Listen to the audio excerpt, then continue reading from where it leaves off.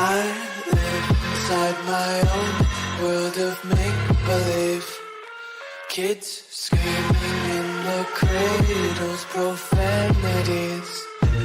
I see the world through eyes covered in ink and bleach. Cross out the ones who heard my cries and watched me weep. I love that. How we doing, vetters? I have Mr. Jon Stewart in the house. How we doing, John? I'm doing good, pal. How are you? I'm amazing. I'm amazing. Beautiful weather. Great night. I'm really excited. We got a chance to get together and hang out. It's been a minute, so I'm looking forward to all the different things we're gonna Me jump too. into. I know you got a bunch you want to talk about. I got a couple things I want to bring up, and I think we'll just have some fun, man. Have some laughs. We always, John, this is why I love talking about you or talking with you, is that I always walk away feeling good after. Like, that was fun. I mean that sincerely, man. I talk to a lot of people, like making and you it laugh. could be very boring. Yeah, it could be very boring. Right. And you make things at least a bare minimum very exciting, and I always appreciate that, man. To be honest with you, that's not. Oh, that's very nice I of mean you. that as a compliment. Yeah, I sincerely appreciate mean that. that as a compliment. Which is why I wanted to hang out again. I thought, it's been too long. Let's get together. Let's hang out. We can always poke at each other, but at the end of the day, I hope we could at least just, remain friends here through this. Well, you're doing a great job. I mean, I've said this to everyone who cares and asks. I think you and Cosmic Road, Jack Connors, fill this very important niche in the UFO community to UFO community, conspiratorial, slightly alternative news, which is I don't have 9 hours to go and sift through what I think might be important. I'm not saying you do either, but to come on your channel, find something that you have grabbed from the day before or that day, and you talk about it, you dissect it. That to me, it's revelatory, it's interesting, and it keeps us into the game, what's going on. And it's the same with Mr. Cosmic Road. You guys are like, I call you guys the Drudge Report of the UFO community. You grab the main highlights, the main topics, tell us about what's going on, give your spin on it. What is wrong with that? That's just great content for everybody. And I appreciate you. I really do. Thanks, John. Wow, that's well said, man. Remember, I contacted you 2 years ago because I was a fan of your show. I loved your viewer comments. I thought they were great. I thought what you covered, what you talked about was good, and you're proving everybody right or wrong with climbing over 70,000 listeners and viewers. So good for you. Keep going. No, I appreciate that, man, and I really do. I mean that. Yeah, love. Shout out to Jack from Cosmic Road, fellow Texan. But look, I could talk about myself all night. My wife knows that, and I have no problem doing that, to be honest with you. But we have better things for the audience than hearing about me. John, we definitely want to hear from you tonight, and I want to get to all the things that you want to talk about for sure. But just to kind of get us started and get us a little jump going here, there was a video that came out recently showing a alleged UFO crash. And it's a very cool video, to be honest with you. Awesome. Really cool video. That's why I said that. Yeah, really cool video. And I took a closer look and figured out some things about the video. So I have a little clip that I'd like to share from a video I released earlier today to kind of just set up the scene of everything. And then we'll jump into a conversation. Cool. How's that sound? Great. Let's go. All right. I'll tell you what, I'll pull us off camera too, John, so you'll be off camera. That way, if you need to, do anything. That you cannot believe just got released. This video we're about to watch is from the 1980s, and it is a Russian footage video. They uncovered a massive craft buried under the ground. This video is 100% legitimate. The footage is absolutely spectacular. We had heard about things like this when I was in the military, knowing full well we have recovered giant craft like this ourselves. We heard that it was not just our country. It was all over. So what you're about to see is going to blow your mind. This craft is over 2 football fields long in each direction.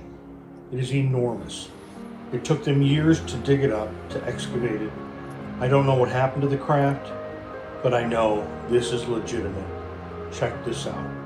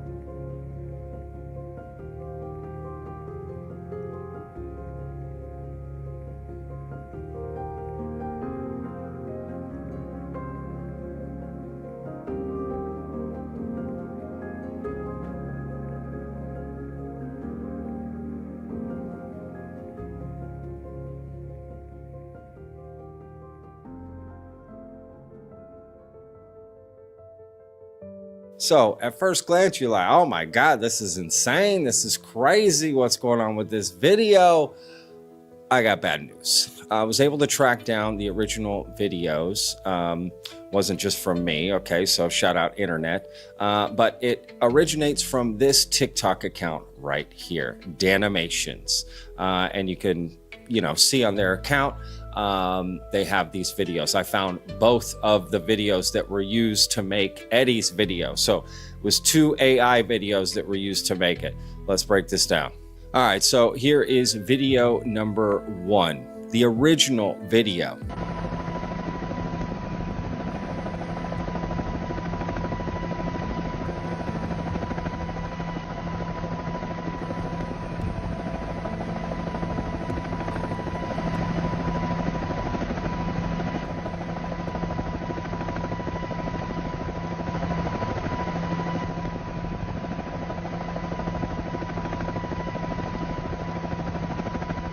Now let's take a look at the second original video.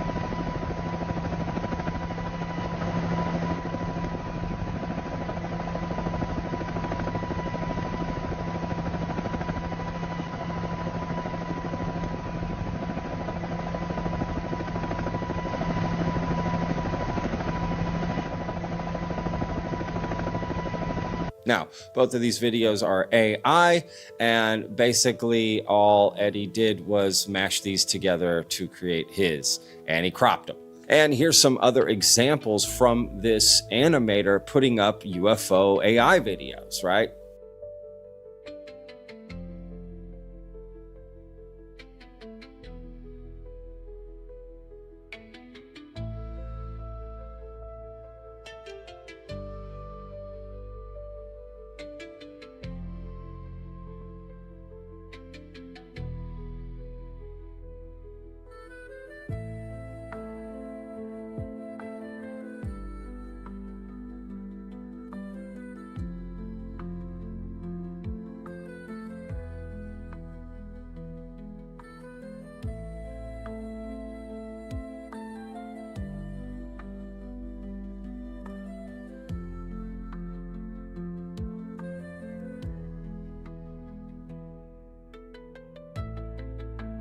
as you'll see, I'm about to point out some red flags in video number 1 to show you it is AI.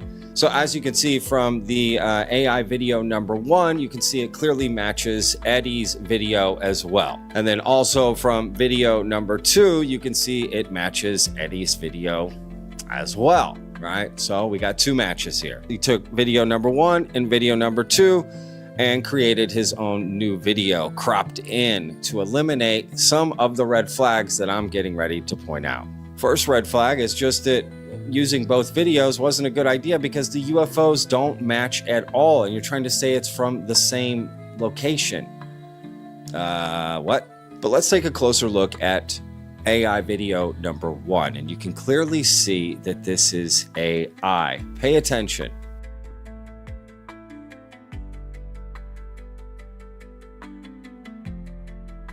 You can clearly see a little vehicle come up and then just disappear. It appears and disappears. Let's take a closer look just to prove it.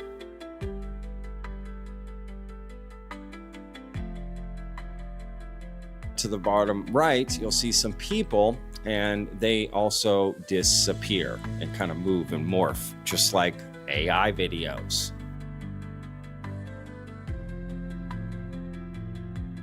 But don't worry, because Eddie says Video is 100% legitimate. Sorry, Eddie, this video is AI.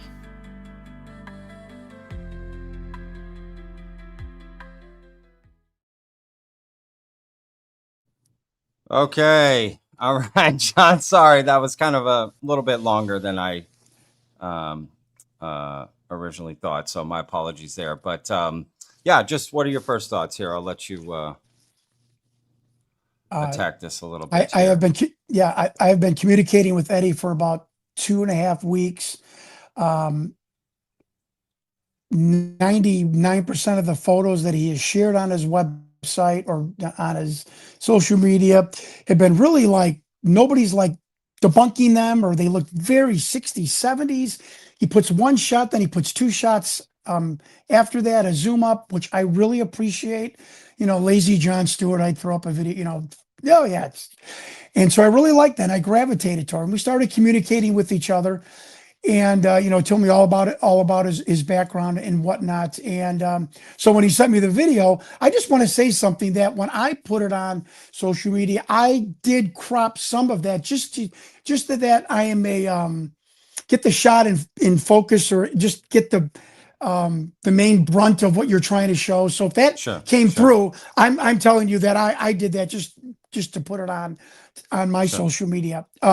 Number 2, I still stand by my post, which was, this is jaw dropping. I've showed it to people today when I saw that you said it was AI, and they were, and still there was like, and I still look at it today or right now and go, oh my God, it's shocking. And so Eddie had me wants me to just tell everyone that from his person that dissected it for him, and I the message is fragmented, so bear with me. His guy told Eddie, and Eddie is telling all of you through me, that that he could not pick up the AI because of the layers that were in the film. Didn't you make that comment about there's different parts of it? Or I thought maybe you made that comment, maybe somebody else did, about little pieces or fragments of it being put together, and that his guy could not pick up the AI with the layers of copying, if that makes sense. Eddie wants to apologize, and he reserves the right to be wrong. I'm telling everyone, as your Uncle John, I did the right thing. All I said was jaw dropping. I didn't say I vetted it. And not that there's any rules that we have to follow, which there should be if we want to, which you said we might want to talk about. Maybe there is a guidepost or a guide book we could put together, we, the UFO community, to say, hey, look, if you're going to come out with something, we're suggesting, if you don't want to get railroaded out of the community, maybe we can do things like, can't be 100%. What do y'all think? I'm just showing this for you to disseminate, kind of water down or lower the temperature of certainty, I think would all help. I'd hate to see, and again, I strongly suggest people go on Eddie Abbott's social media. His UFOs are pretty interesting. One from Pacific Palisades, Arizona, and whatnot. They're really striking, and I suggest that you go on that. And I just don't want us to run him out of the community because he made a mistake, which he clearly did and is clearly admitting. I know I'd love to. I don't want to end it right here, like, oh, let's move on. And I don't know what else to say other than I still think it's jaw dropping. The 60s, 70s construction trucks, the what do they call that? The layered, the scaffolding next to the crack. It was just, to me, it was like, wow. I mean, I didn't obviously give it with this hyper examination. I totally see the AI disappearing. But we have to let people, especially when they're really willing, ready, and able to admit they're wrong, to be wrong. And I've been wrong too, and that's all I have to say. He's just been a warrior for me, and always tells me private message, I'm going to have your back, do whatever I can. So let's not run him out because of a mistake and a mistake by one of his analysis, I guess, to speak. He has put on his certificate of being a military analyst, and yeah, I mean, it's a lesson for all of us to be learned, to go and not say, I know 100% that this is authentic. You're excited, you want to show the world what you have been part of, allegedly, and I get that, and I have been at fault for that too. And that's really what I have to say. Yeah, absolutely. Yeah, man. I just wanted to give you the floor and make sure, uninterrupted, you got your thoughts out, because I think that's fair. And look, I've nothing against Eddie. Absolutely, people make mistakes, and there's zero question we should put out videos and whatever. And it's not a big deal at all. Of course, he shouldn't be run out of the community. If I took that approach, I wouldn't be here. Neither would you, John. Right? Like, what no, you been didn't. through the last couple of years, right? No. So. Yeah, absolutely. Nothing against the guy. My thing is that to me, this is, like, it goes back to Danimations, right? These two original videos. So who's sending the text messages and the video? Like, clearly this was, I don't know, AI, but it was more that people were showing AI to y'all. And I felt like y'all were kind of like just really digging in, and he still digged in that the video is still, legitimate. But I guess now he's saying it is AI. He admits he thinks it's an AI video. And his analyst said, and I am so sorry, I will show you his text message, that it was something with the layering of the in copying. No, I get what he's saying. Oh, okay. And I only saw it from Eddie. I wasn't part of the No, not everyone's an expert. And he just said, look at this. Yeah. And man, I looked at this video, I'm like, what in the, so just let you know. Sure. And I cropped some of it too. So I don't know if I'm at fault for hyping up the illegitimacy of it. I take full responsibility. No, the cropping is not a big deal. I mean, it's just those two videos edited together with AI, and could do better. These things happen for sure. It was just more his confidence in it, that it was 100% legitimate. 1980s, he said, by the way, not 1970s or 1960s. Right. Coming from his sources. Look, John, nothing against Eddie or anybody, but like, as long as I've been in this community, I guess I get a little tired of people saying they have inside sources and they're secret this and secret that, and I'm the guy. I know what's up. You're telling me that I outworked two NASA analysts on this video? That just doesn't add up to me.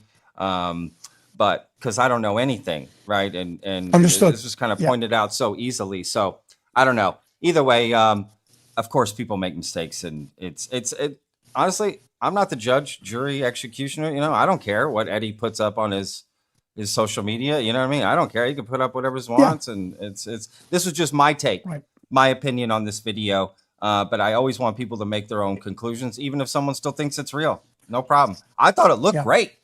if that, I really want a UFO crash video to look like that because it looks amazing, right? Like that's a dream. Should have saw me when I first saw it. I'm scenario. like, oh my God. Yeah, like, yeah, totally. Yeah, it looks totally. great. I Totally. mean, and it looks really good. Like it's like you really got to kind of look for the AI now. To be honest Don't with you, yell at me. Really good. Don't yell at me. Do you think I'm just asking because I agree with you too. Like it was so, wow. I don't know, something about that freaking scaffolding and the cranes. And do you think there's any part of that does AI take a legitimate picture? Listen to me, folks, like a mining operation Alter part with of scaffolding it. and a Only alter crane, part of an it. alter. I'd be interesting if somebody could find out. I don't know, but like you, I I mean, was yes. like, whoa. Yes, can that happen? Can Yeah. what you say happen? Yes. Did Danimations do that? No. He makes those right. videos like that. Right. That's his thing. So maybe not this fit. If it was another video, potentially, but we got the Right. source, right? This is what this guy Right. does. He creates these AI videos to sell, to make money. This is his thing. He's a graphic designer, video designer. Right. So but could that happen, John? Yes, there could be a real video that someone only edits part of the video in AI. So that's a legitimate thought. Because this is only going to get worse in our community. The AI is going to send us. Sure. It's going to be horrible. To the shredder. I'm predicting. Thank you. I'm predicting that. Yeah. It's not going to be good. No, you're right. You're 100% right. Photos, videos, documents, certificates, things like that people think, oh, nobody will know. It's there. It's going to be a tough road, but also people can use AI for, positive things. For instance, like your alien interview video that you've been, investigating for years. I think AI could potentially take a look at that, right? Different things. Hello. I think it's a great idea. If anybody out there can help us do that, Sure. We've had it. Put it. I'm not. Oh my God! I am not talking about the alien interview. But we had put it through 4K, but it wasn't zoomed in. So Matthew Cox on his channel, his guy did like a 30-second zoom in with high res. It's striking. I'm just saying. Yeah, if there's anybody out there that's willing to take my video and do the same hyper examination through AI, oh my God, please. Yeah, I think that kind of stuff should be done. I don't see any issue. That's how we can use AI positively in the community. True. And, negatively, it's AI's used against us. And then sometimes we can use AI to help us. But yeah, it's definitely going to be a battle. So, but anyway, whatever. We got that out of the way. And let me just be clear again, Eddie, if you're watching, I have nothing against you, man. Do your thing. I do my thing. That's just my opinion. Now, I did see that you said you didn't make the video, so okay, I retract that. I had assumed you had made the video. You're the first one. No, he did not. You're right. And he told me that. I saw it on Thursday's Face of the Moon. It came in through a text message. I would be very wary of any videos coming in through that text message. If people are trying to splice AI videos together and pass them off as real, right, to people, right? So I would just be careful with that kind of stuff. But yeah. John, what else you have going on, man? I know you had some things that you wanted I don't know if you get into. So I don't know if you saw. This is I have not talked about this yet. This is the complete other spectrum of AI. About 3 months ago, folks, this is going to get all creepy here and spy thriller-ish, of course. About 3 months ago, I get a text from a guy named Shiv from the UK. He's like, Mr. Stewart, same thing as all the other leakers, whistleblowers, interested parties. He's like, I caught some of your podcasts, so on and so forth. We have a really interesting developing situation. We're going to turn it into a documentary. Would you do the cold opening of our documentary? I'm like, oh my God, absolutely. What's it about? I can't tell you. About 2 weeks later, he's the whole story now. Will you help us coordinate this? You've had material with the Victor investigation. You're going to be more experienced at this. Will you tell us who we can trust and who we should go to besides you with this information? What's the information? He said there was a UFO researcher He died. I'm just telling you folks what he said. Who he died. His son has his father's archive material, UFO researching material, and he's got a film and some photos from NASA, and he believes that NASA accidentally sent him, or maybe purposely, I don't lay claim to that, a photo of a alleged, see, I'm already using the words, an alleged UFO over the alleged lunar surface taken by allegedly Apollo 11. I'm doing he said he's going to send it to me. What do we do? Well, I get on the phone with the luminaries. Now, one person I can't name because I had a divorce with him yesterday. He's a UFO journalist, researcher. We've parted company. I still like him. And I talked to Greer, Dr. Stephen Greer. I said, this is what's going on. What do you think I should do? Stephen Greer's like, well, we need to put it in, somebody over in London. We need to give it to some sort of legal apparatus, police, law firm, which I was really impressed with Dr. Greer. Like, he didn't want to get it for himself like I would have. And I said, okay, that's very interesting. Dr. Greer's like, let me put some feelers out. And what I think we should do with this film to protect these guys and the film from getting lifted. So now I give the Operation Pandora, because I'm Jon Stewart and I'm crazy. And but it was good for us to know, like, where is Pandora? It left the United States. Pandora's en route. We had a tracking number. So he gets it. It's like 3 a.m. I get a text. He's like, Pandora's in the house. And I'm like, and he's like, my friends and I are looking at it. He goes, John, the photo is from like the 70s, and it's in it. And NASA sent him a printed document of the description of the film, like the line by line. Are you saying NASA or NASA? I am saying NASA, the National Aeronautical Space Administration. NASA. His dad. Your accent is. What did I say? No, it's you're saying Nassau instead of NASA, but it's fine. It's just your accent. I love it. I love it. That's because I'm nuts. And I talk with a sausage in my mouth. No, NASA, not Nassau, Bahamas. That's what I keep hearing. Okay, NASA. Got it. Whether his father did a FOIA with NASA, whether his father wrote them for material, so they watched the film, and they said, you see the moon, you see a clip of one astronaut, which I still don't know who it is. You see, sun glare, the moon again, and it's going back and forth. And all of a sudden, you see this milky, bone-colored, circular object above the lunar landscape. And the lunar landscape it almost looks like fake surreal. I mean, it's amazing, but you could tell it's this 16 millimeter, or, you could tell it's like this, 60s era film to me.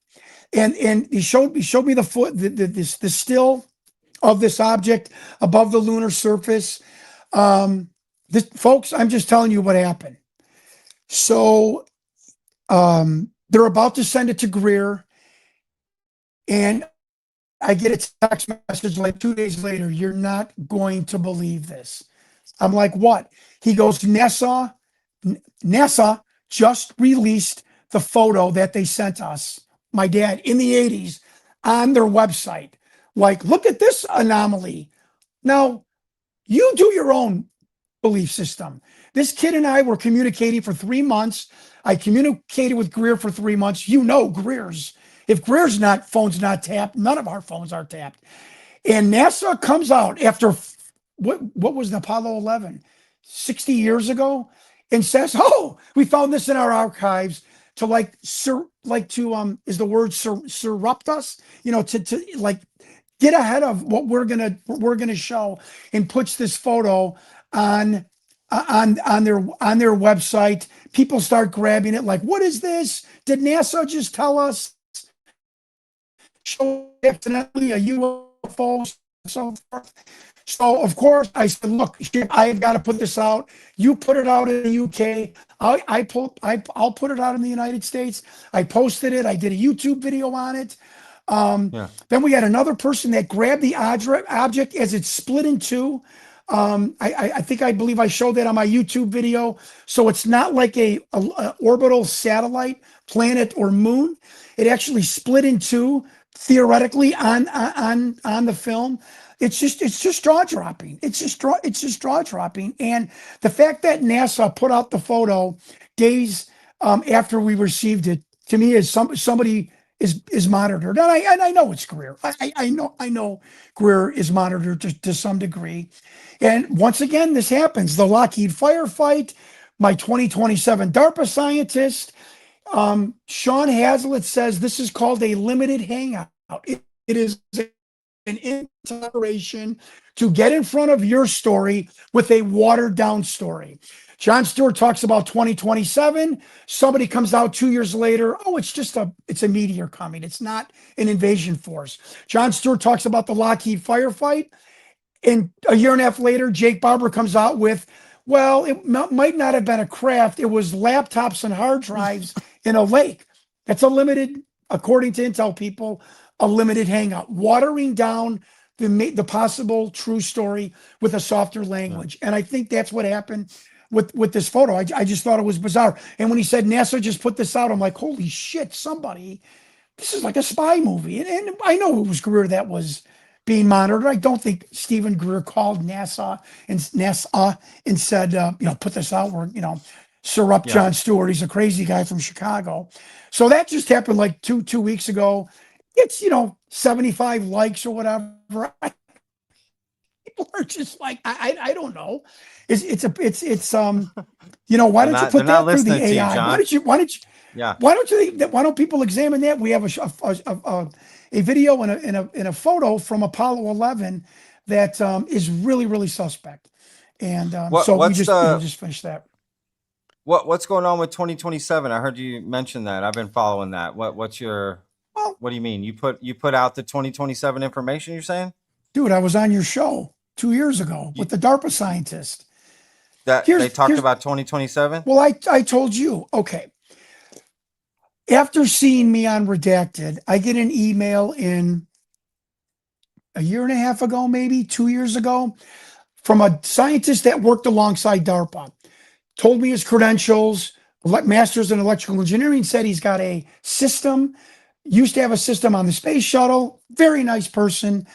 And he said, I want you to read my essay.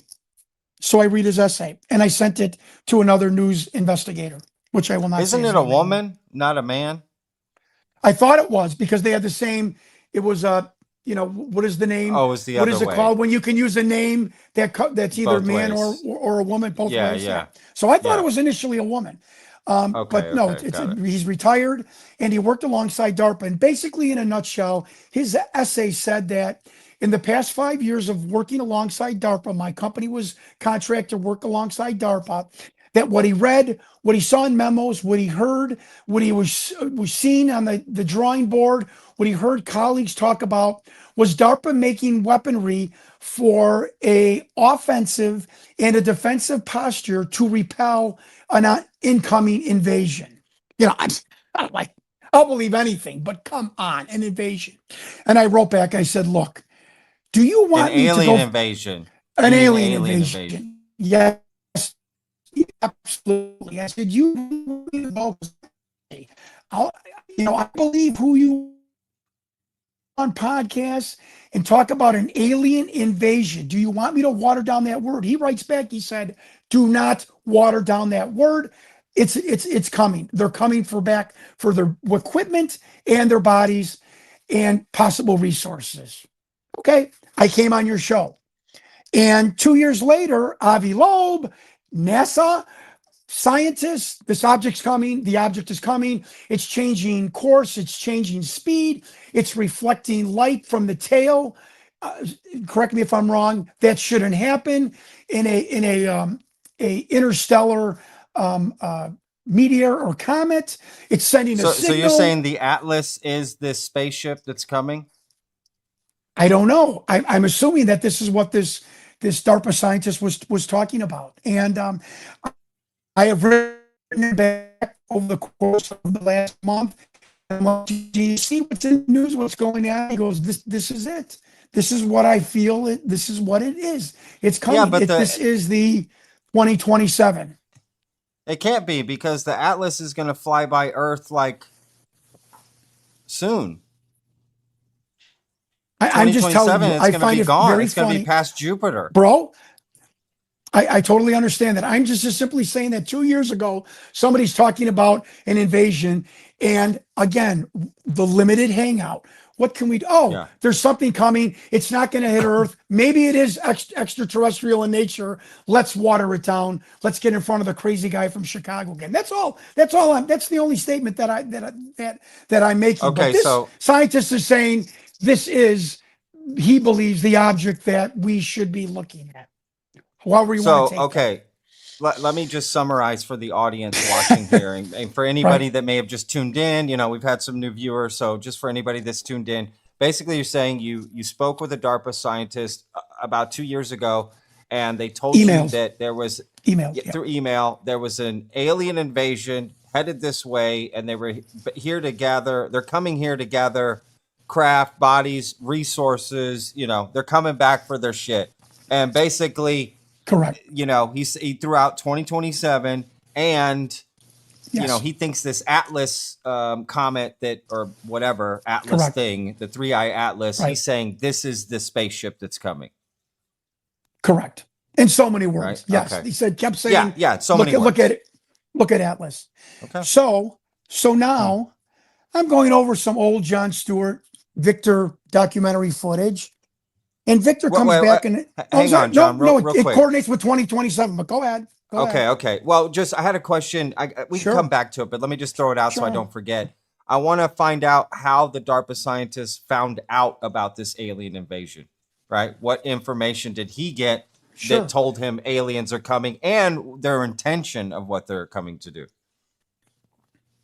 Right. Great question. I thought I touched on it. He never gave me any specifics. Again, he said, from what I saw that was being implemented, from what I saw that was being devised, that was being constructed, from what I saw and heard from my colleagues, he was working alongside. So he was maybe doing maybe creating whatever you would do, compartmentalizing, but still overhearing, reading the memos. This was his vernacular, that DARPA is creating offensive, never forget this, and defensive weaponry to repel a interplanetary invasion or interstellar, whatever word you How do they know what to come up with to repel? They don't know the threat.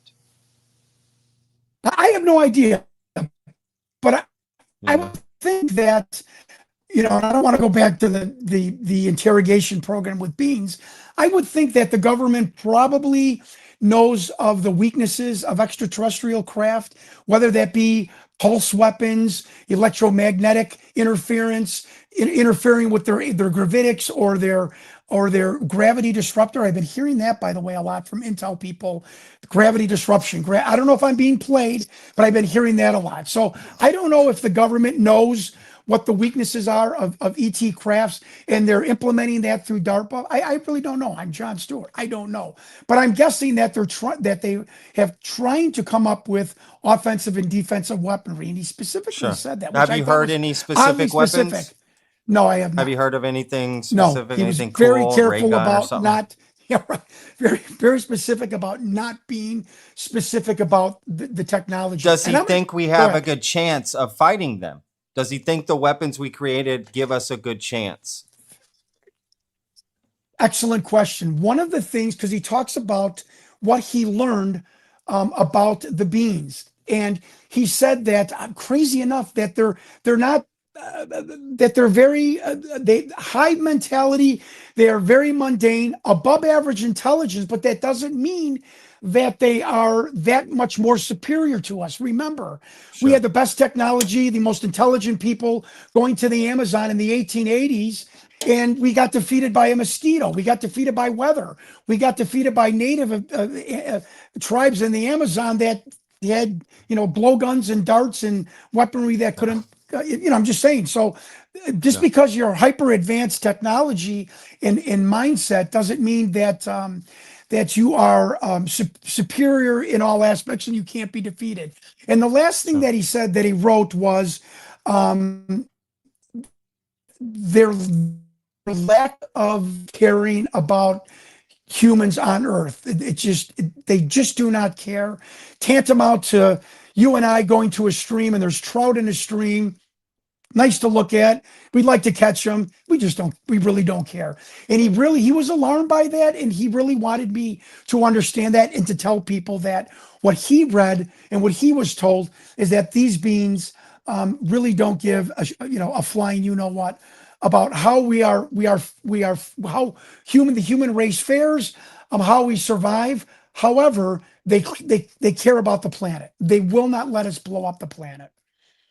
Why Interesting. Why are they coming to you for this information to get? I'm sure I've asked you this before, but why does the DARPA scientists come to you? Like, why don't they put out the information themselves? And if they really want this to get out and humanity's really under this sort of fate, right? Like, I guess I'm just not understanding that. Mr. Senator, I can answer that in 3 parts. No. Look, I have a shirt-tail cousin. I have a shirt-tail cousin. I should have explained this in our first meeting because I am familiar with it too. Whistleblowing. It's much like it has levels to whistleblowing has certain levels, which will not take very long to go over. I have a shirt-tail relative that's one of the leading psychiatrists in the country. Don't roll your eyes. This is a fact. She's like 62 years old. And we were at a wedding together last New Year's, not this New Year's, but a year ago. And I told her about it. I said, what do you think? What is it about me? I'm hyperbolic. I'm a little, I'm crazy. I'm loud. She's like, and we talked about it at great length. She goes, I think the fact that you give your personal email, somebody says, I don't have to go through a switchboard. I don't have to get John at his company, which there isn't one. I can email this man directly. He seems like a nice guy. He seems receptive, a little crazy, but that's not a bad thing. That's not a bad thing also. And I've seemed to have some sort of something in my personality, also giving out my personal email, that has attracted several people. There have been other whistleblowers that I have not talked about. They will not let me talk about. For instance, a Navy psychiatrist that have come to me with. I'm like the Fraser Crane, the TV show where he's a therapist on the radio, and people come to him for. And the steps of a whistleblower is, if there's a trigger event, a boss, something pisses them off. Let's say if they're a UFO whistleblower, usually what I've been finding out is that government keeping the technology and the secret, not giving it to the world. There's a trigger event. And then there is the finding how they can expel their angst about what they know inside. And then they find a source. Usually it's a newspaper person, it's a TV reporter, George Knapp, Bob Lazar, if you believe that scenario. Or maybe it's somebody like me, this new medium of the internet, where I have taken the place at times of a newspaper person or somebody on the TV, in the 80s, a TV reporter. And then the next phase is regret. Once they tell their story, then it's they disappear and they regret what they did. They're trying to cover their tracks. They don't want to get fired, and so they disappear. Which you thought was suspicious 2 years ago, and rightly so. From a person from the outside, you tell a story. Now you're disappearing, hoax. But there's been other people like me that have come forward to talk about. Yeah, this whistleblower said this, and he ghosted me. And that's called the regret phase. So there is steps that whistleblowers take. Sure. I have to tell you, this scientist, I email him, he emails me right back. He listens to what I talk about. I get chastised sometimes when I get something. I guess I'm just Well, he knows that I'm a mouthpiece. Okay, sure. He knows. He got you're saying because you use your public email address, he's like, this is the guy. That seems Well, ridiculous. well, Jesus, I think I'm intelligent. I think I'm personable. I'm not saying I that. think I'm a just safe saying harbor. because you use your real email address. First of all, how would they know it's your real email address just because it says your name? I mean, that wouldn't be because anything. come on, I speak genuinely on podcasts, and I tell people, No, look, I believe you're genuine. I'm not saying here's that. I'm here's just my saying. email, and I think people, again, from my cousin, shirt tail cousin, who is a leading psychiatrist, she thinks that me leaving a person get to me on my website. No, you want to talk to me? You can email me right there. That is that pulls apart the layer, and there's a Sure. comfortability Did you tell between this people. Like maybe I psychiatrist? can talk to this guy. Did you tell your family member who's a psychiatrist that you got contacted by a DARPA scientist who told you aliens are coming here to invade us? I did. Well, What she did knows she I'm say? crazy. So, she's known me since I was 1 year old. So she's gone through my crazy football phase, pro wrestling phase, alien phase. Yeah. They knew I wrote a Roswell crash book and stuff like that. I actually sent it to her. And yeah, so she knew this is not like, she was like aghast. But I really wanted to know, what do you think these people are coming for? And we kept talking. She's like, Sure. I think it's because there is a familiarity. There is a realness with you, regardless of you being hyperbolic.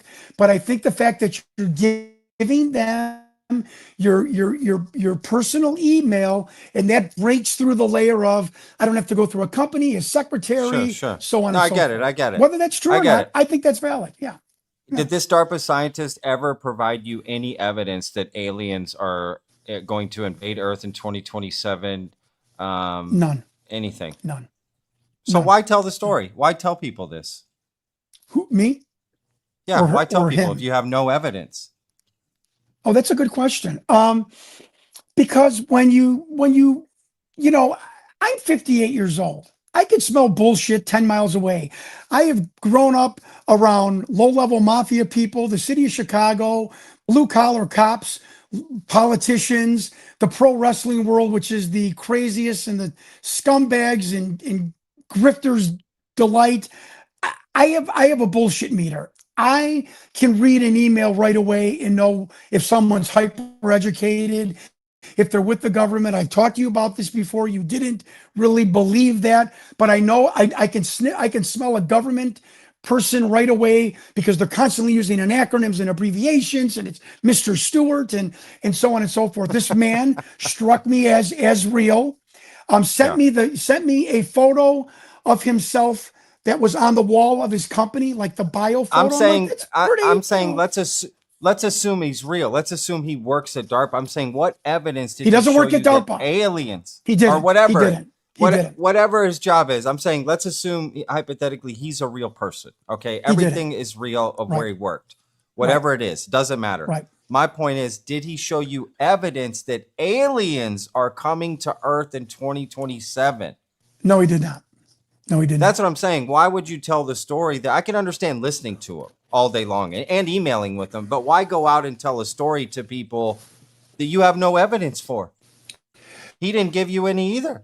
Because, okay, I talked to Clayton Morris of Redacted. You're not remembering my history. I was talking to Clayton Morris. I said, do you think we should go on? Do you think I should come on your show and talk about this? This is really like hyperbolic information. And he's like, Clayton Morris from Redacted. So let me think about it. Later that day, I'm in my wife's car. I get rear-ended, a tap. I go to tell my wife, I've got in an accident with your car, and all of my emails were gone for the second time. And that scared me. And my wife's like, this happened again? You're going to go to the police. You're going to make a police report, and you're going to find out what is going on. And I, like I told you on your program, I extrapolated the two as somebody is monitoring me. Why are you taking my emails? Does this have a connection with this DARPA person? And I want to come forward now to maybe protect myself, to hide in the open, because my emails were stolen right in the conjunction of this man emailing me and me emailing Clayton Morris from Redacted about this. And I took it upon myself and my oath to the UFO community that I will show my work and not gatekeep anything, because I freaking hate investigators for 30 years that, oh, I'll tell you in my documentary, or I just can't tell you because it's secret. Like, it's such a pet peeve. But wait, So you put out a documentary doing that same thing, John. What are you talking I told about? everything in my documentary. Whoa. I know, but you said wait till my documentary to see well, it. Victor's name, and a couple of the other people. I understand that, but like all right, I get showing it. my work, I am not. You can't say that I'm sure. a gatekeeper. Sure, I know what sure. you're saying. No, I agree. So I agree. when the convergence of that and the synchronicity of that and the serendipity of getting and the guy, we have a military Army intelligence base 5 miles from my house. He had a crew cut, but he had his kids in the car, and it was just weird. He tapped me, and I'm like, no, don't worry about it. It was just weird. I look at my phone, and for the second time, the emails are gone. That's when I made a police report, an incident report. I have the report number. Do you know what my hometown is Deerfield, Illinois. Do you know what the officer Schwartz of Deerfield Police told me? After I told him the whole 5 minutes thing with Victor and the emails disappearing once, he goes, John, I don't think you're crazy at all coming to me. That is pretty terrifying that 4 different email platforms are going off your phone. There's weirdness, and I don't blame you coming to me. We made an incident report. I went to Apple Corporation. People think I went to the Apple store. I called Apple in their forensic audit department, and they did a forensic audit on my phone. Patrick, you actually verified this, where you see like all of the electronic. I did. I told you that, yeah. On our second interview, you said, yeah, you're right. That's what Apple does. Anyways, when Apple did a forensic audit on my, you did. I got it. Okay. Sure. I'm not blaming you. I'm just saying, like, somebody must have told you the Apple is crazy when they do something like this. Her name was Arshe, Arshe. She did a forensic audit. So they go into your phone, and on this black screen, you see like, and I don't have the vernacular, the electronic, like the blips going up and down, coding, and it's James Bond. And so I'm watching it, and I hear the director above her name, Arshe from Apple, forensic audit department, tell Mr. Stewart, I don't know how this happened. And especially the fact that his emails off of AOL, another AOL, Gmail, and iCloud, they were stupefied that they disappeared. So he all said, your tell emails Mr. Stewart I don't know how. go away. All of them. They all get okay. So they all get deleted. So what? Then what? So I got scared, and I thought the synchronicity was alarming. That maybe that something that this scientist was telling me was true. I got nervous, and that's when I decided you connected to public. those. And so you decided to tell exactly to come out. So you decided to say aliens are coming are going to invade Earth in 2027. Oh, stop that! I even said on Clayton Morris and your show this crazy story. But this is why I'm coming forward. You know, I got my email stolen again. Something feels weird. And when you have a police officer telling you that doesn't sound crazy. And when you have Apple telling you, that's made me nervous. I don't think anybody would blame me for that. No, that's fine. So do you think that that's a true story? Do you think aliens are coming here in 2027 to invade the planet? Another great question. You're getting very good. That's a great question. Here's what I think. I think that, and this makes me feel good, and I've never cut down the military. This, what I'm about to say, makes me feel confident.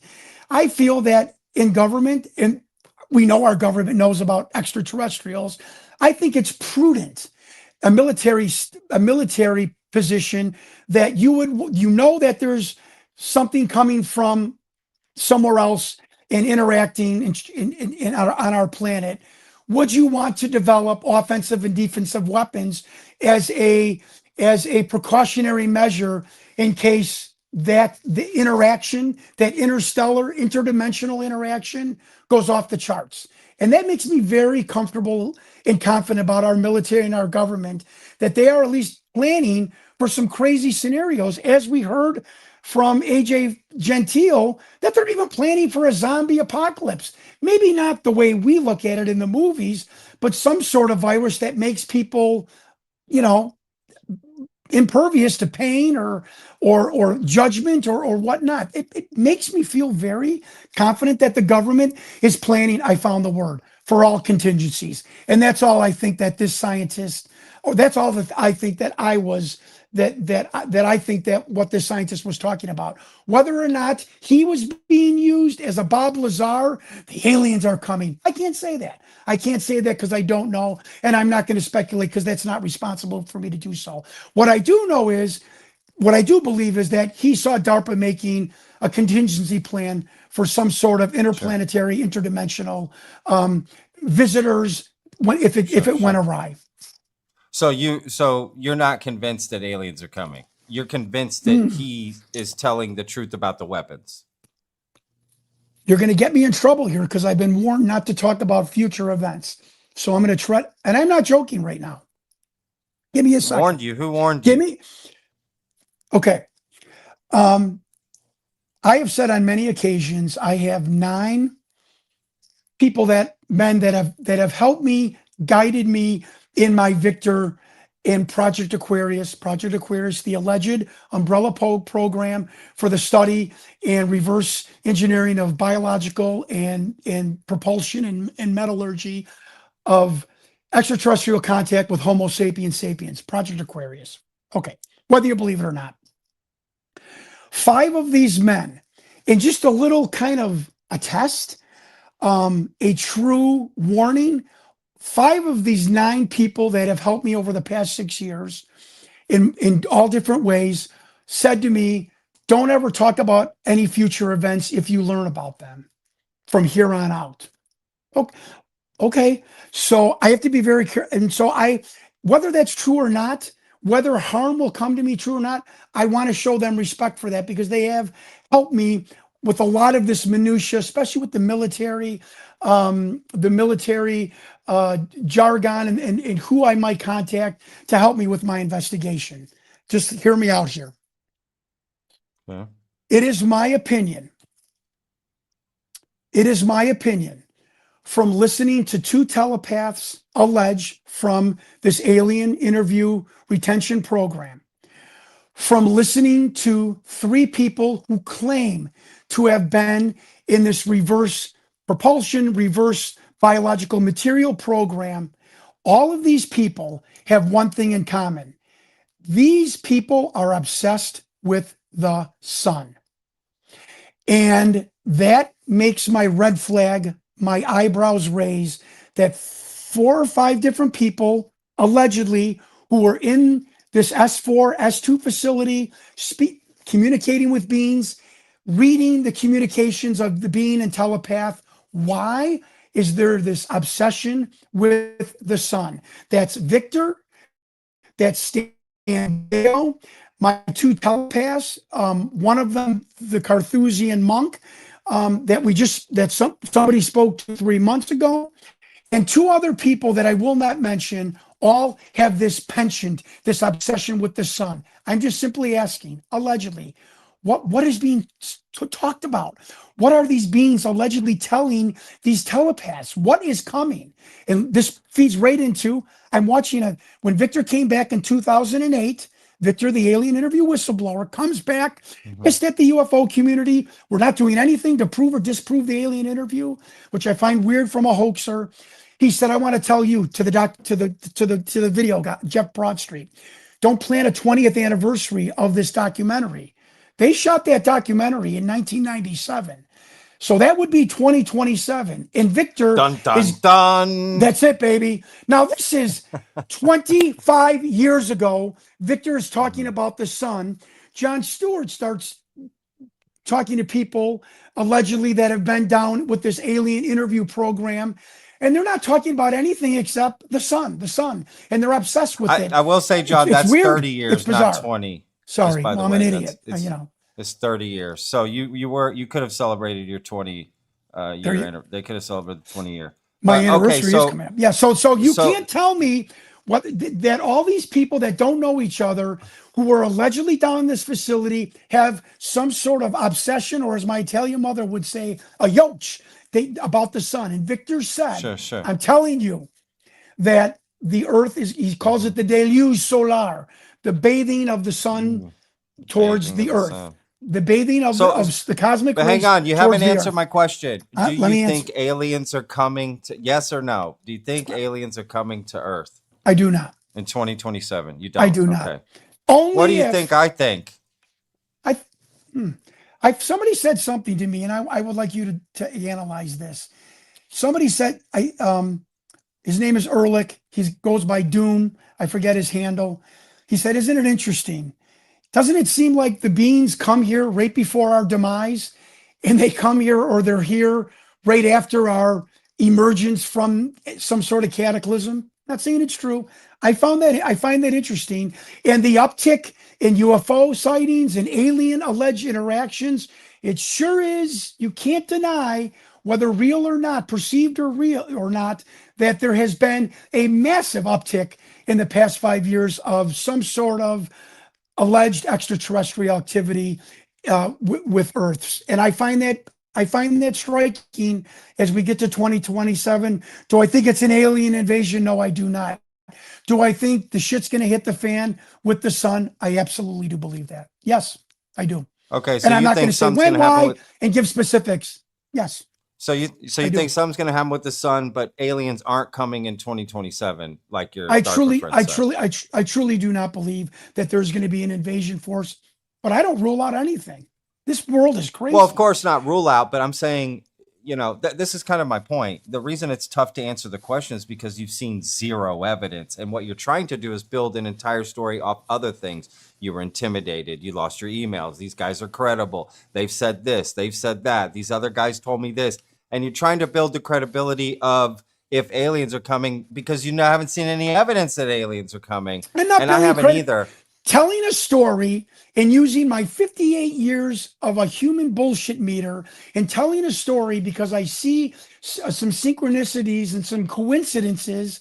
I'm sorry. I have the right to do that. And again, of course, when I say allegedly crazy, and yes, my proof is I start talking about something, my emails get swiped for the second time. It was too coincidental. Yeah. That's all. Yeah. No, I get it. And I love this about me. I love this about me. Do I tell I love this about me. As far as me as an investigator, that's not narcissism. I love this about me as an investigator. Oh, shut up. I love this about me as an investigator is I can look at the situation and be like, oh, come on. Oh, come on. And when I looked at all of the hours and hours of all these stories over 30 years of this extraterrestrial telepath program, and the one thread that is consistent was something with the sun, I'm sorry. I don't think you or anybody else would be like, he's not wrong for that triggering. Let me keep my eye on this. What is it with the sun? Is the sun gonna explode? Is an alien spaceship coming out of the sun? Are we all gonna turn into Superman? I truly don't know. Do the beings know? Have forethought, foreknowledge of a future event? I think it's possible. They talked about that in Project Galileo, the alleged one of the projects under Aquarius that Bob Lazar talked about convergent timelines. Do these aliens know? Oh, what will happen? I would say an X-class solar flare. That's all it's going to take to wipe out electronics and communication and turn us back into the Stone Age. Is there a date on this that the sun thing is happening? You ain't walking me down that road. No, I have no idea. I really don't. All I know is what Victor said, what the DARPA scientist said. That's a normal question to ask, right? If someone tells you this sun anomaly is going to wipe out Earth, nobody's ever given me a date, but I just find it funny. Victor's prediction 30 years ago, the DARPA scientist, the two other telepaths, Barb, I call her telepathic husband, allegedly, he's dead. That's real. Whether he was a telepath or talked to me for 3 hours in Rockford at a coffee shop. She said, John, he was obsessed with solar flares, the sun, earthquakes. That's all he talked about was the sun.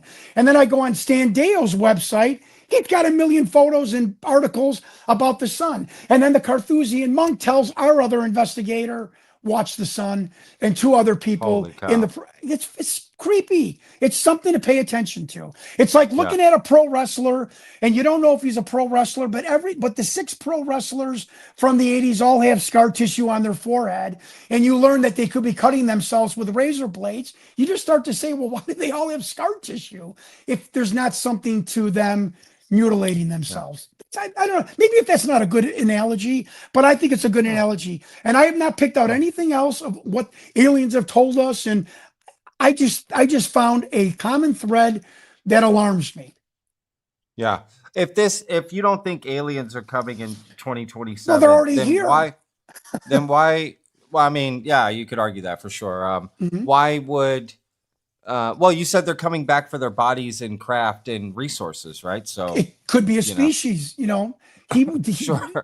But right? why? If you don't think that that's happening, why do you believe anything this DARPA scientist is telling you?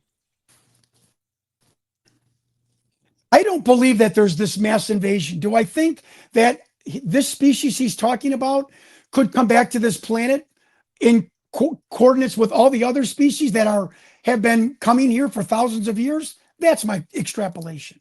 That's my but an invasion fleet. What is your hope? If that's my hope is what's that your I hope live for till I'm people 80 when they years hear old. this? Well, I'm saying, like, what's your hope for people hearing this? Like, bro, you're on fire. Great question. My hope is this: be ready, keep your eyes open, listen, question everything. That's your right. But the biggest thing is to be happy. This 6 years with this Victor thing, this little puppet or this little alien being has changed my life. I'm the happiest I've ever been. My marriage is the happiest in this mode. I'm not bragging. I'm just saying it has that's changed awesome. me. That makes me happy to hear that. Yeah, honestly. I'm seeing this bigger picture of there may be things I can't control. What can I control in Jon Stewart's life? Which is, I'm going to try and be happy. I'm going to try and be nicer to people. I'm going to try and take care and be more mindful of the people that are right around me, my daughters and my wife. I'm going to eliminate negativity and negative people in my life. And I'm going to make my do whatever I can to make myself happy, because there might not be a tomorrow that I think about for myself and my children. Sure. And I can't control that. But what I can control is making memories now, being happy now, spending time and making memories with my friends, my wife, and my children and my grandchildren. And that's the message that I give people. Forget about crazy bald guys that are telling you an invasion for it. Just, hey, look,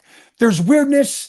We know the government's covering up stuff, and we might never get a full answer. So control your life. Control what goes on in your life. That's my message.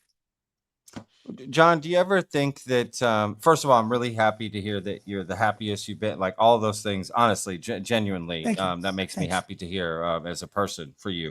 Do you ever think, because this community is so confusing to be in, do you ever think you're being used to put out disinformation? Absolutely. That's an honest answer. I like 1,000%. And I've said that publicly to people.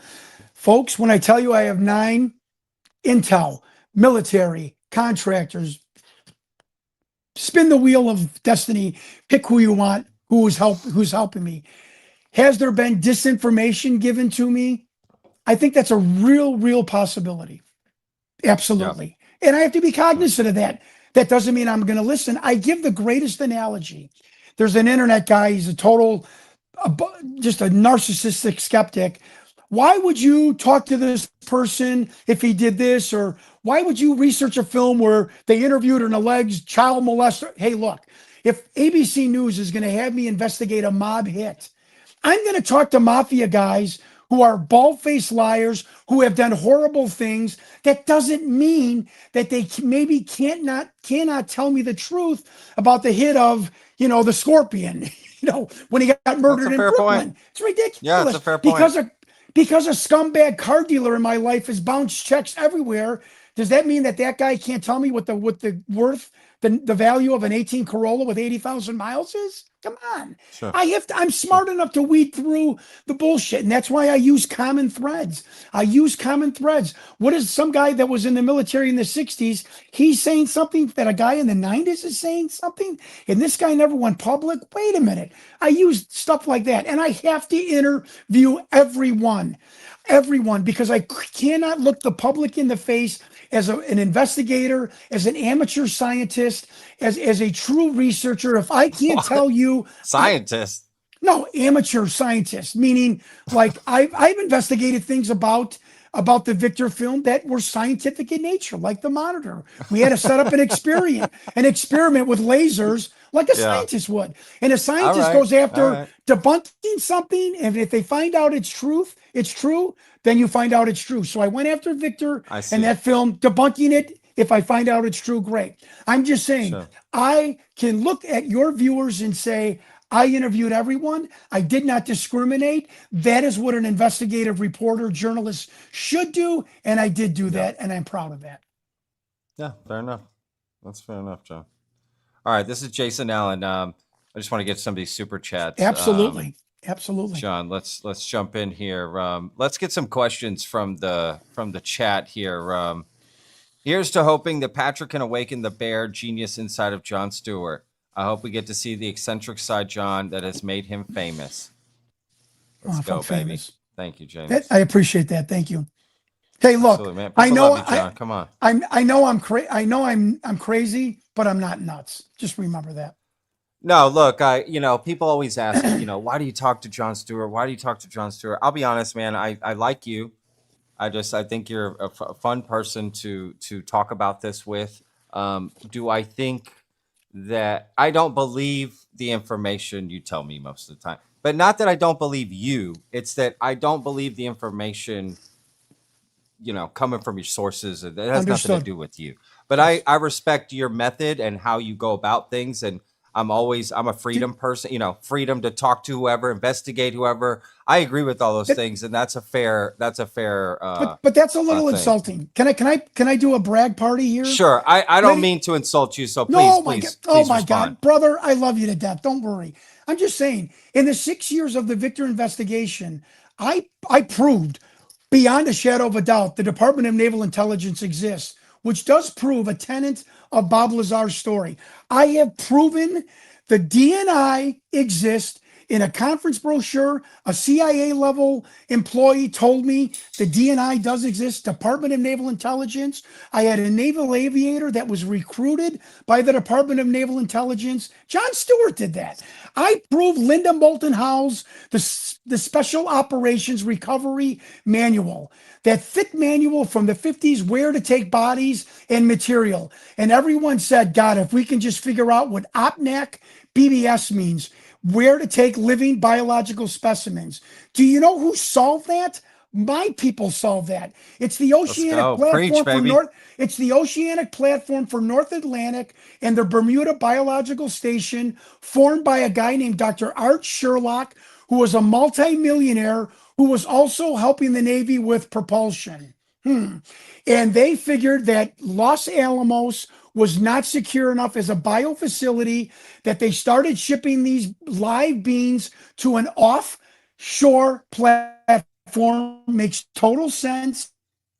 And that was the OPNAC BBS. Do you think anyone calls me, emails me and said, holy shit, John, you proved Linda Moulton Howe's manual is authentic? Because why would you put that in as a hoax and nobody could figure it out? My people figured that out.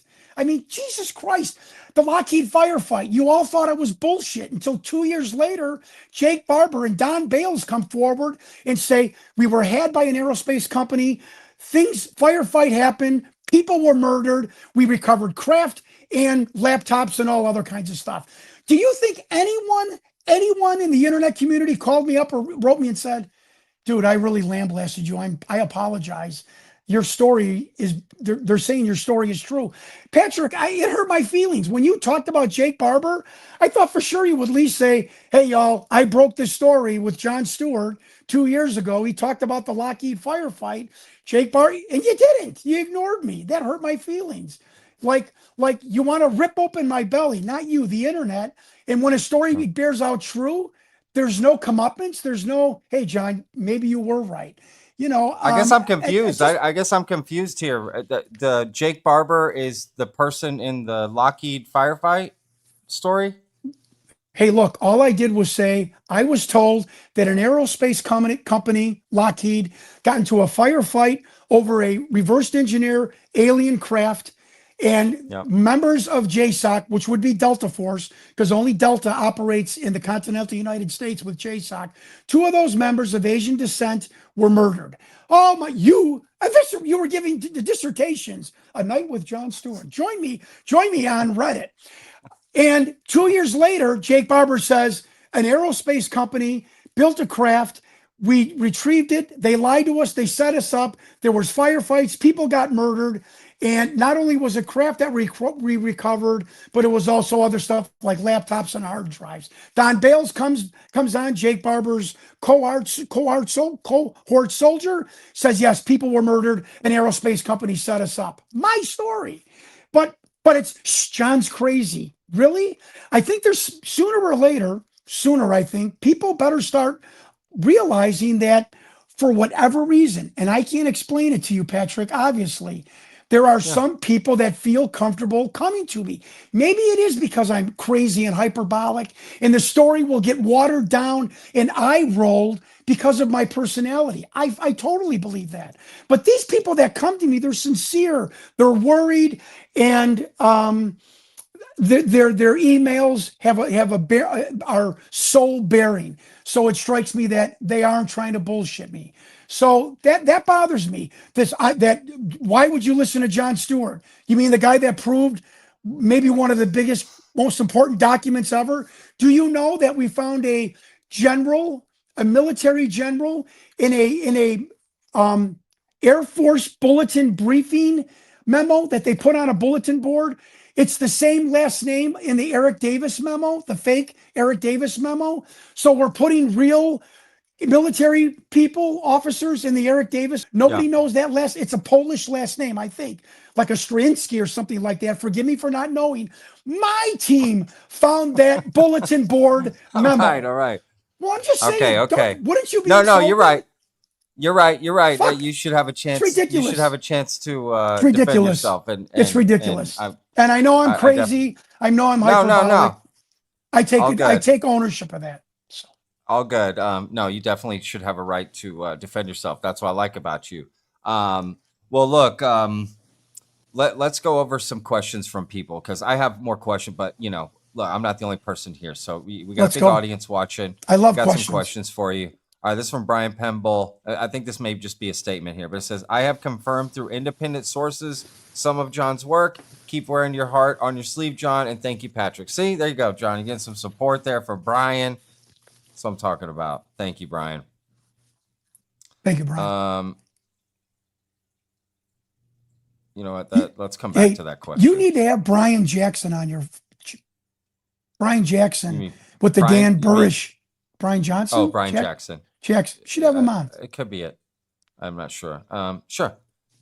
John, these are some wild stories and zero evidence. How are we supposed to believe this? I agree with Chicken Coop here, right? I can't believe, not all of everything that you come out with, but the 2027 story, right? Alien, like solar flare. It's like, there's no evidence. When you have the person coming forward saying, this is a crazy story, but it feels there's some threads of truth in it, especially the delivery of the deliverer, the whistleblower.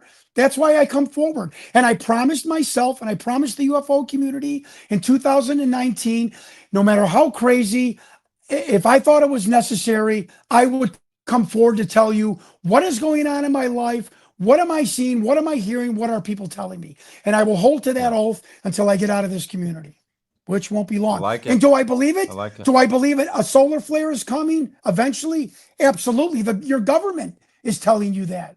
The government, they had a study. 97% of the people on this planet would perish if an X-class solar flare hit the Earth. And one missed us by 5 days in 2012. I don't know if you all know that, but it's true. 2012. 5 days. Mayan calendar. 5 days. It missed us by 5 Hello. days. And the Mayan calendar simply says the party's about to start in my vernacular. It does not say the end of the world. It's the king will take its party's gonna seat start. in front of the party is going to start. Yeah. This is from Melissa. Does John know why Jake Barber went to see Beatrice via Laurel? You know what I'm talking about? Scientist. Do you know anything about that? I don't know. Honestly, not sure why. All right. This is from Grant Lavac. It says question, oh God, John. This is my nemesis. This is your nemesis, Grant is? He told me with the UFO thing, do better. Like I told him, thanks, Dad, I will. By the way, I cleaned out the garage. Can I get some allowance money? Thanks, Dad. Do better. Kiss my ass. Do better. Telling a 58-year-old guy that ran for president of the United States for the Libertarian Party to do better. I'll do whatever I want on my on YouTube, and you can't tell me anything. You don't like it? Don't follow me. What moron follows a guy that he doesn't respect and thinks he's a liar? Are you a masochist?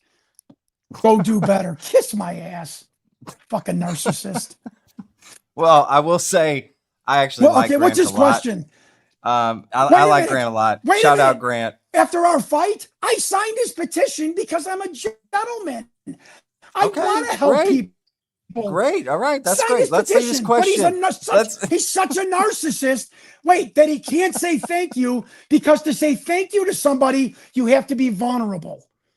And that vulnerability to say thank you, Grant can't do it. So all right. Well, maybe he will. Let's give him some. Who cares? Okay. Let's just read the question. Okay, John, why present video footage / photographs on X as real and absolutely jaw-dropping when they're not? Case in point, I never said it was real. Russian UFO you put. I said it was jaw-dropping, dumbass.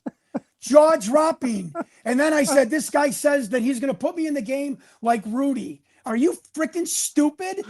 I said jaw-dropping. And Patrick and I just agreed. It is jaw-dropping. I never said it was real. And I told you who sent it to me. Grant, do better with your questions. Do better. So.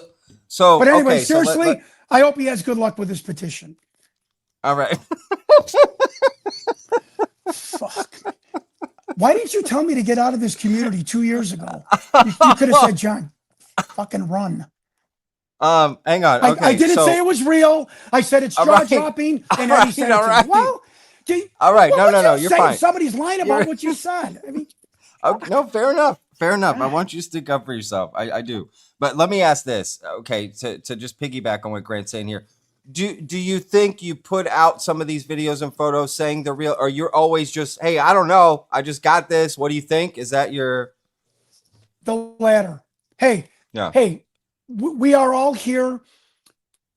I put out that video. You analyzed it. Saw it was AI. You made a listen to me here.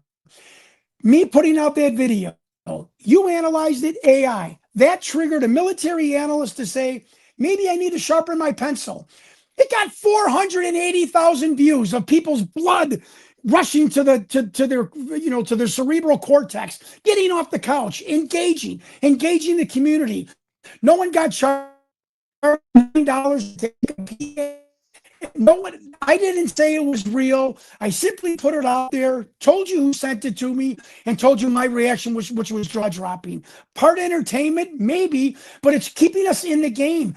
I am an agent provocateur now because I'm done with the Victor investigation. I have to move people for action because action is going to move this UFO community to start engaging with congressional leaders, congressional leadership, to picket, to promote, to sign petitions like Grant is doing. God bless him for that. So to go to congressional offices. You think it's easy to tell my Irish Italian wife I'm spending $800 to fly to Washington, D.C. to hand my alien investigation to Congress people? I'm not sitting on the couch, and I don't want the UFO community to sit on their couch too.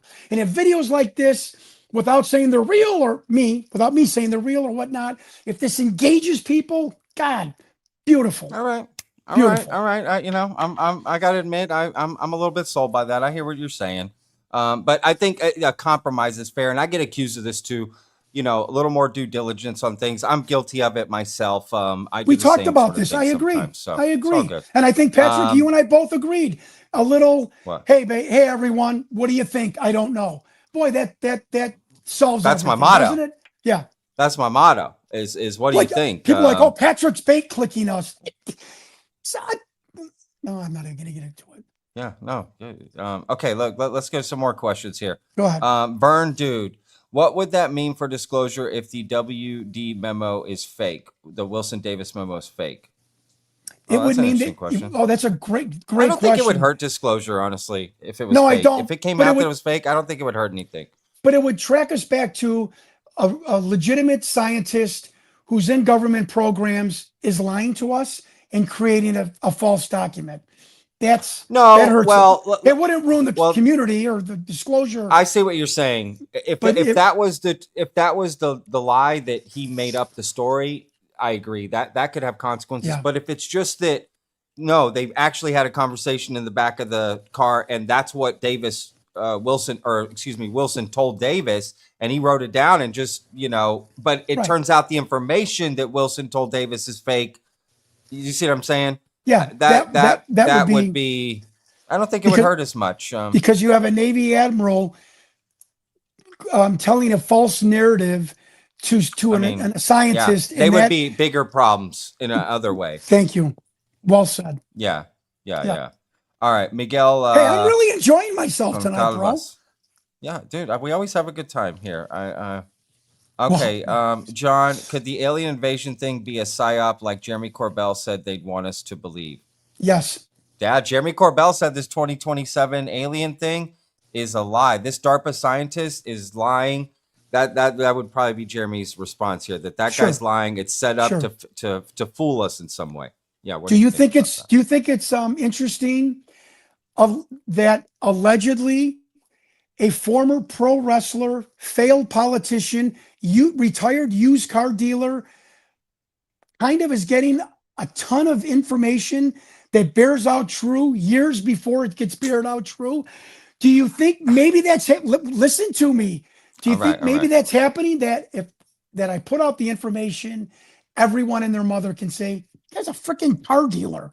It's a freaking pro wrestler." But the government can say, "We tried to tell you. We used a crazy person. We tried to tell you." Do I think that's possible? Absolutely. Bob Lazar ran a whorehouse, but a savant physicist, perfect guy to get some stuff out. You can knock him down. Stan Dale, allegedly in the propulsion by Edward Tallier, thrown out of the Air Force Academy, FBI informant, totally discredible. Jon Stewart, totally discredible, simply based on my occupations. Absolutely. I think if what my narrative is true, I am spitballing here. I believe that in 2019, when government learned about me, I think somebody might have said, he's a what? A wrestler? A car dealer? Fucking perfect. Let him give this guy whatever he needs.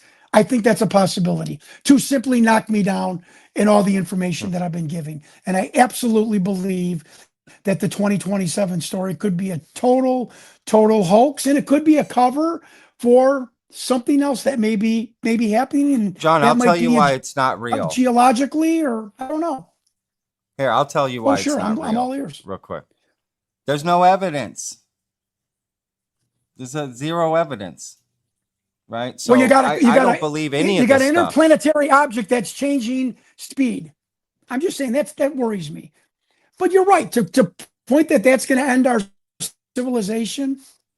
I agree. We should take a look at it and whatever, but that just some guy emails you randomly and you just are believing. He's not some guy. He's a scientist with a master's degree in a system on the space shuttle. That doesn't mean anything.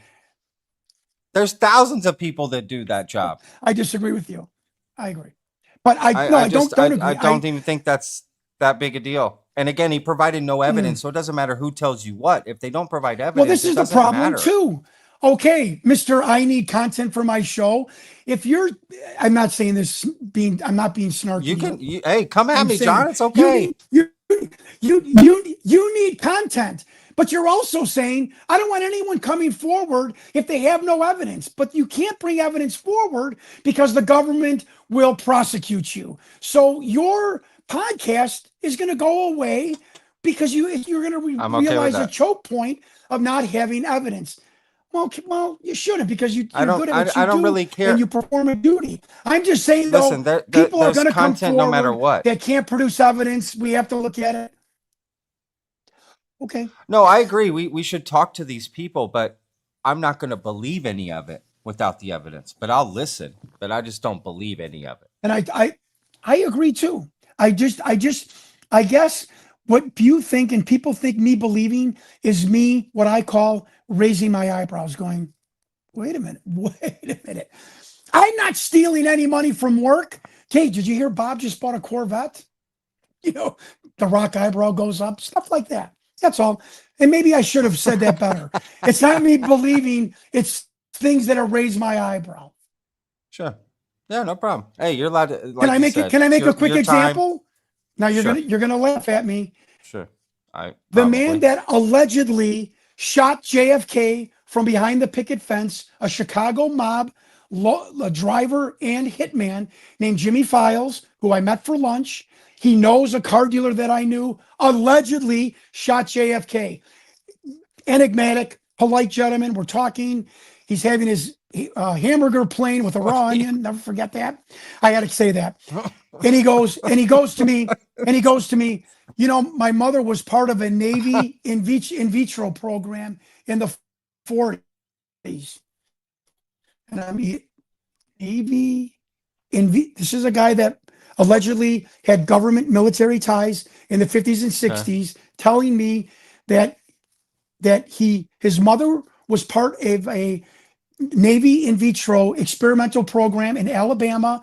His dad was a Navy captain on a destroyer. That's why he took the last name Sutton. In my memory bank. Now, 30 years prior, I'm seeing an interview of an alleged sentry down at S4, the alien interrogation building, who says, yeah, and they left, when I went AWOL, they left a note on Jim Delatoso's car. And Wendell Stevens says, well, what does the note say? And it says, you know, come back. Just remember, Derek, you're only a test tube baby. Now I go research him from San Bernardino, a foster kid, didn't have parents. When I hear stuff like that, do I'm a believer? No. But I'm like, the 1960s, the 1990s, and these two guys, whatever they are talking about a Navy in vitro program. So that's just how my brain thinks. It just makes me go, this is freaking, why would two guys 30 years apart talk about some bizarre, and this is how my brain operates. So you're saying you met a guy at a diner who, Jimmy Files, who was the Grassy Knoll hitman who killed JFK? In 1996, an FBI agent, Zach Shelton, with a private investigator, Joe West, the FBI agent told the private investigator, you know, there's speculation that a Chicago Charlie Nicoletti's driver was the guy behind the picket fence. I've heard some of this stuff. He's still prison. Yeah. So I bought his book. I donated money. Jon Stewart likes to donate money to podcasters, buy merch, buy your book. I like financially as much as I can to support people like you doing the good work. And I don't mean that to pat myself on the back. He writes me an email. Hey, John, blah, blah, blah, blah, blah. You're in the car business. Do you know this guy? I'm like, he was a mentor of mine. Yes. Blah, blah, blah, blah, blah. I'm like, would you ever want to meet for lunch in Melrose Park, which was a famous mob town in the suburbs of Chicago? We would meet for lunch. And he tells this narrative that he was just a driver for Chuck Nicoletti, who was in the Daltex building with Johnny Roselli. And the morning of his story, not mine, the morning of the hit, Chuck Nicoletti flies in on a match transport, and Roselli says, are we still going to do this? And Chuck Nicoletti said, I didn't hear anything from the old man, Sam Giancana, which many people feel or ordered the hit on JFK, Yeah. he said, Yeah. fuck it. The old man didn't say anything. It's still on. And they went through and he told Jimmy Files that, just listen to me, believe what you want, that we are going for a headshot. If it's the last field of fire and we have not killed Kennedy, you're to take the shot. Don't hit Jacqueline Kennedy. Jimmy Files says he took the shot with a fireball. It's a .222 round. He bit into the casing. That casing was found 20 years later in the ground with a tooth dent into it. So says an orthodontist. And Jimmy said he pulled out a Dooney and Burke hat, like a English, like that, like they would wear in England. And the Mary Moment photo shows above the fence line a Dooney and Burke English style hat that you would wear down like a detector. Say, do what you want with it. He's doing podcast interviews. I forget all that. He tells me about a Navy in vitro program and another alleged hoaxer that talks for 6 hours about the extraterrestrial program as a century for 6 hours, says he was left a note by somebody from Area 51 that said, and remember, you're nothing more than a test tube baby. I research him. He's a foster child. It's not his real parents when he lived in San Bernardino. That just makes, this is how I come to some point where I say, this is interesting. Yeah.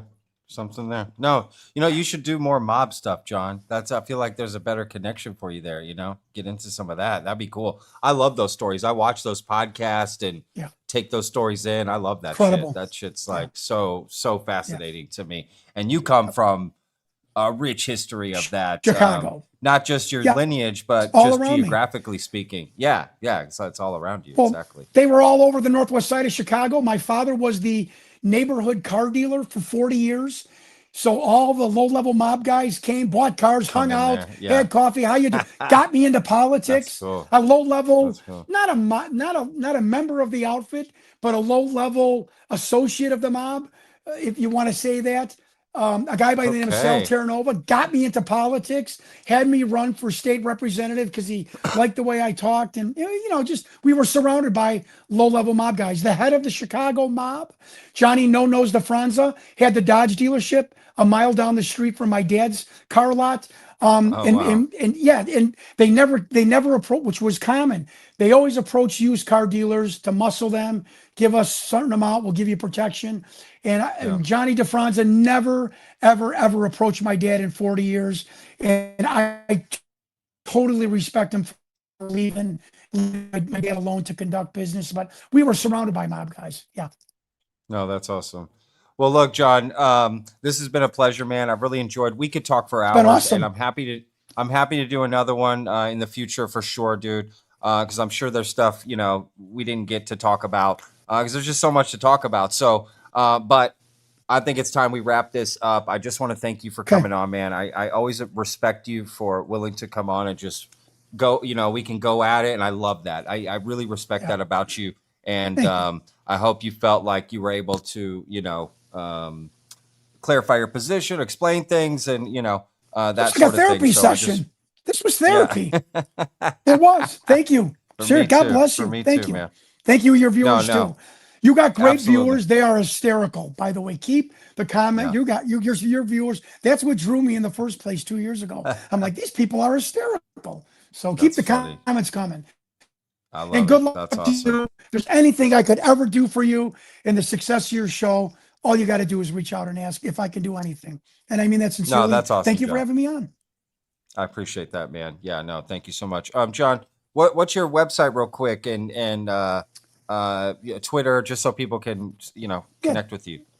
Jon Stewart IL, and please let's keep doing it because it's been successful. Contact if you have anything related that you think I might find interested or relevatory towards my investigation with the alien interview. John Allen Stewart at AOL, JONALANSTEWART@AOL.com. Hunting Victor investigation on YouTube, but email me. I'm not this elitist. I answer emails right away. I appreciate it. Somebody taking the time to make a comment, good or bad. Please reach out. And if you have any information that you may think may be relevatory to my investigation, I would really appreciate you coming forward and contacting me. Awesome. Well said, man. All right. Well, thank you to my mods in the chat for running everything. Heiser, I see you. Allie, appreciate you guys. And thank you to all the veterans who showed up. If you haven't hit the like button on your way out, hit that like button, guys. That really helps out. So, all right. We'll see you guys on the next one. Remember, every day's a gift, y'all. Peace.